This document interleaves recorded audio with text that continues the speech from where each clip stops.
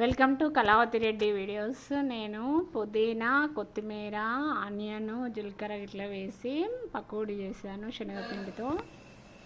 భలే టేస్టీగా ఉంది, వెరైటీగా. పుదీనా భలే టేస్టీగా ఉంటుంది కాబట్టి ఈ విధంగా వేసాను. ఆయిల్ కూడా ఎక్కువ మనకు పట్టకుండా టేస్టీగా మంచిగా వచ్చింది. ముందుగా ఆనియన్, జీలకర్ర, కొంచెం చిల్లీ పౌడర్ కలుపుకొని ఇందులో పుదీనా, కొత్తిమీర, శనగపిండి వేసుకొని కొంచెం salt, half teaspoon salt వేసుకున్నాను. పావు కేజీ శనగపిండి, 2 కట్టలు పుదీనా, ఒక చిన్న కట్ట కొత్తిమీర అన్నీ కలిపి ఈ విధంగా కొంచెం గట్టిగా పిండి కలుపుకోవాలి.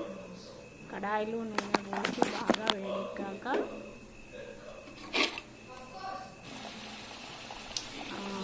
శనగపిండిని వేసుకోవాలి.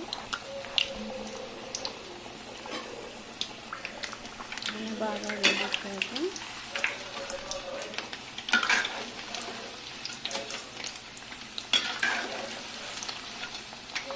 గారెలాగా వేసి వేయడం జరిగింది.